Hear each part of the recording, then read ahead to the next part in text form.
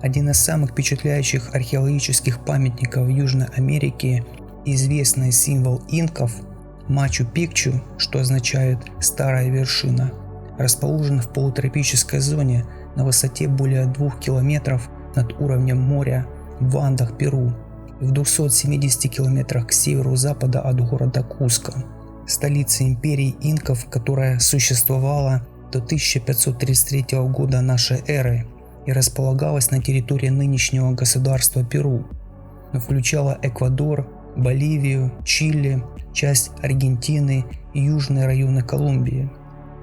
Инки были последним из передовых туземных обществ Анд перед приходом европейцев.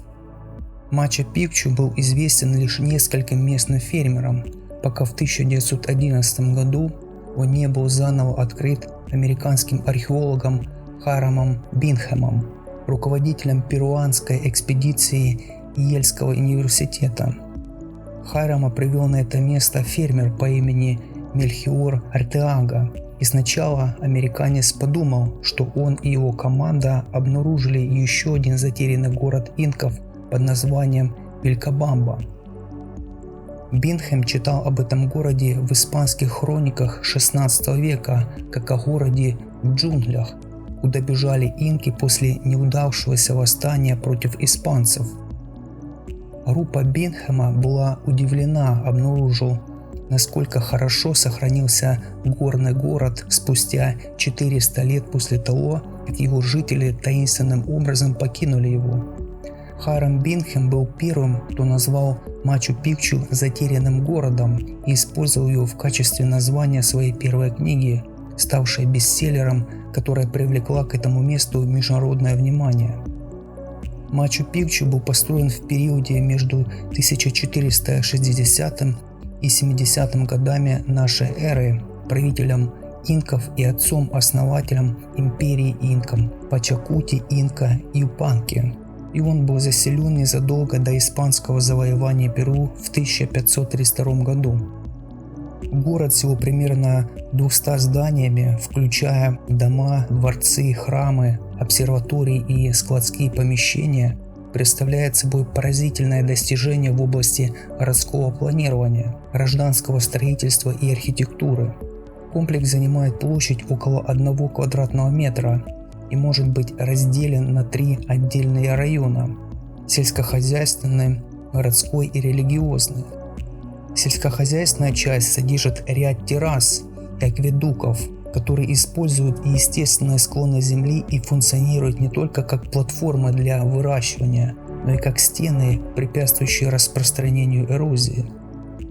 В этом районе также есть небольшие скромные жилища, построенные вокруг узких улочек, которые, как считается, были заселены фермерами. Городская часть комплекса отделена от сельскохозяйственной стеной. В южной части этой области находится ряд углублений, высеченных в скале, которые Бинхэм назвал тюрьмой, из-за небольших ниш, где руки заключенных удерживались на месте каменными кольцами. В настоящее время он является частью храма Ондора. Этот комплекс получил свое название от того, что считается андским Ондором, вырезанным в граните и расположенным в его самой низкой точке.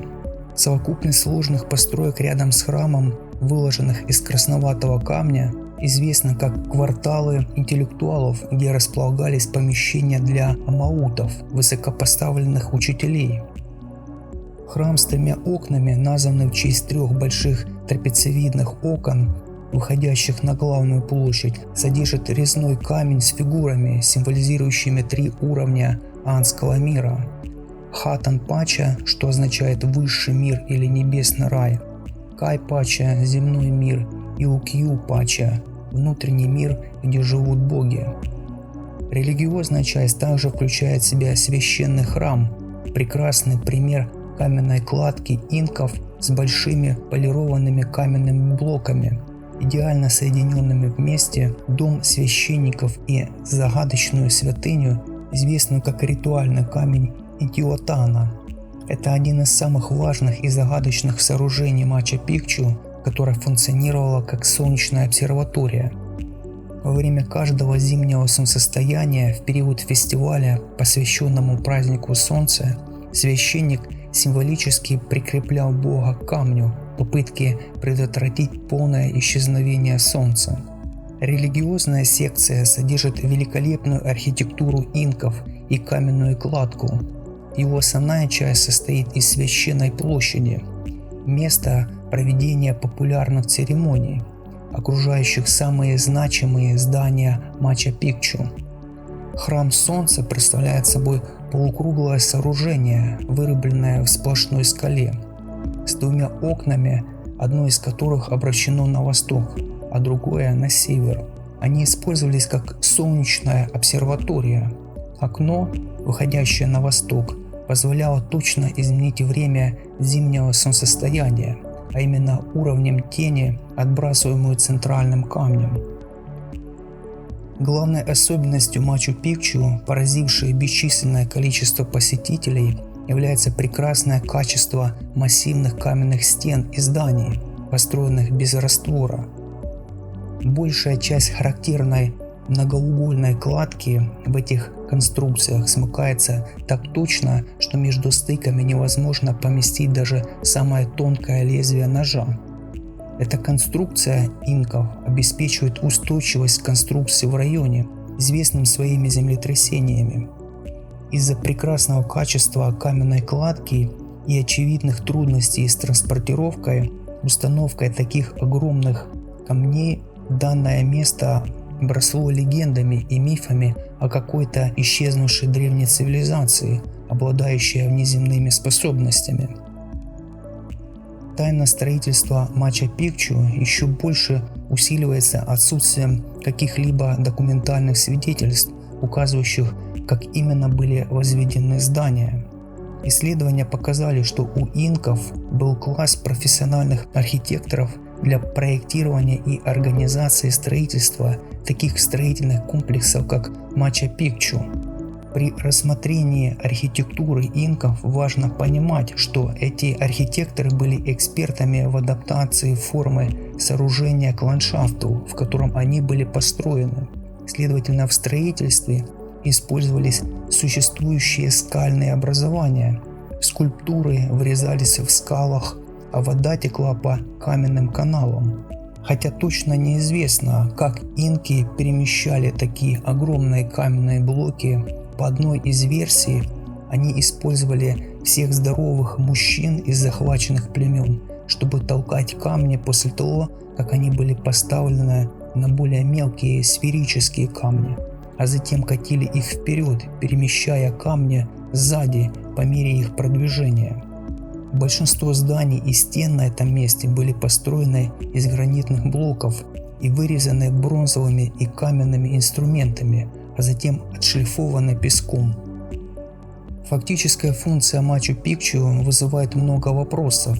Был ли это великий город инков с большим процветающим населением или нет? Было подсчитано, что в Мачу-Пикчу и его окрестностях одновременно проживало около 1000 человек, и наряду с его изолированным положением указывает на то, что он не мог быть обычным городом. Раскопки Харама Бинхэма в начале 20 века выявили 135 мумифицированных трупов, 100 из которых Бинхэм идентифицировал как женские. Из преимущественно женских захоронений Бинхэм сделал вывод, что это место функционировало в основном как убежище Акла, девы солнца инков. Однако более поздний анализ скелетов показал, что на самом деле скелеты были поровну разделены между мужчинами и женщинами.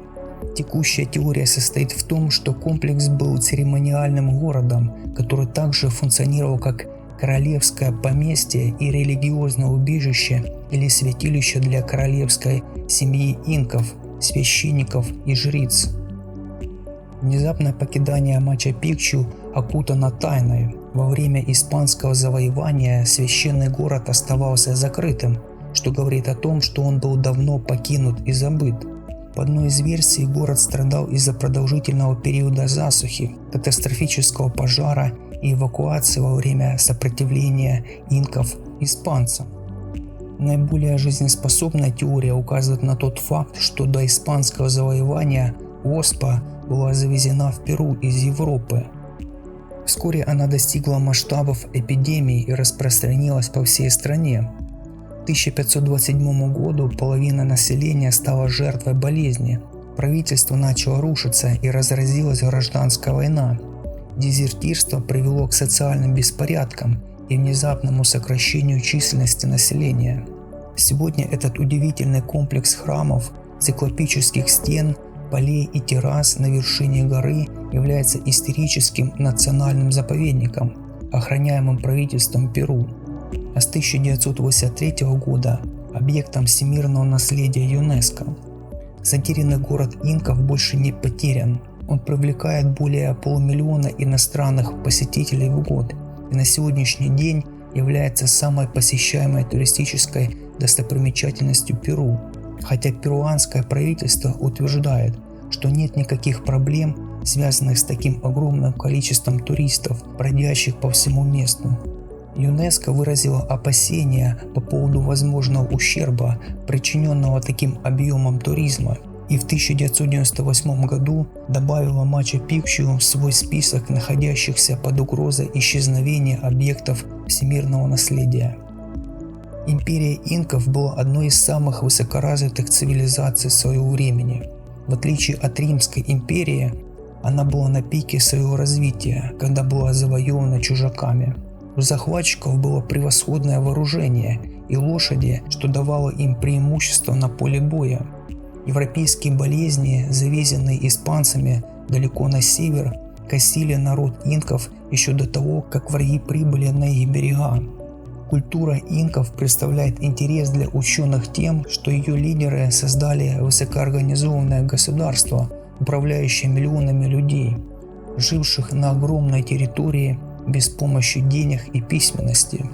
Опираясь на местные институты, правители инков контролировали большую империю, создавали великое искусство, разрабатывали сложные инженерные и научные принципы и сумели обеспечить кровом и пищей миллионы людей в суровых и экстремальных условиях. Вся эта уникальная и фанатично совершенная архитектура стен и сооружений не может значить для нас то, что они значили для инков. Наша оценка, наверное, совсем другая. Несмотря на то, что наш взгляд на прошлое стремится найти в исторической стратификации объяснение, которое могло бы удовлетворить нашу интерпретацию, осознавая то, что каждая эпоха, предшествующая нашей, смотрела на одну и ту же проблему разными глазами. И все же есть неизменное и удовлетворяющее всех понимание.